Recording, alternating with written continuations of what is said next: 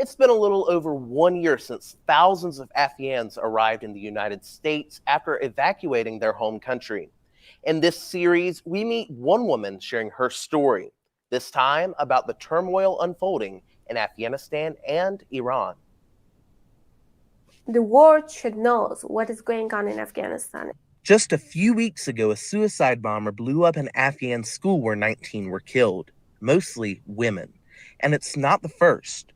Raihana Ahmadi resettled in the Triangle a year ago.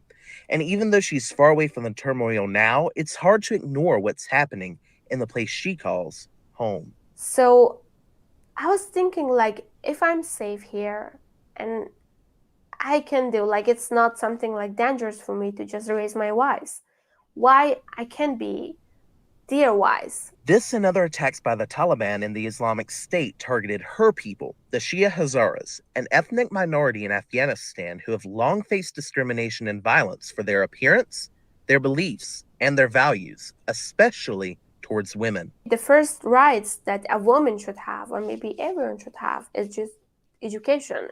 The right for women's education is something the United Nations Security Council also called on the Taliban to support in a press conference on September 27th. We call on the Taliban to respect the universal right to education, including for all women and girls.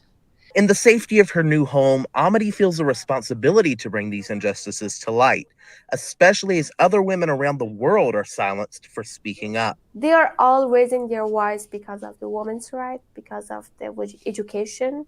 These issues don't stop in Afghanistan. Just last month, a 22-year-old Kurdish woman was killed in Iranian custody for not wearing a hijab properly. In a press conference during his visit to the United Nations, Iranian President Ibrahim Raisi said, "I contacted her family at the very first opportunity, and I assured them we would continue steadfastly to investigate that incident."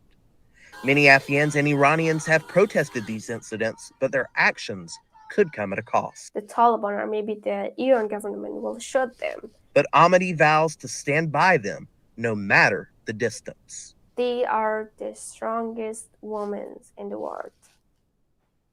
Next week, we continue to hear Raihana's story and what it was like for her to leave everything in a matter of minutes to escape the Taliban's siege.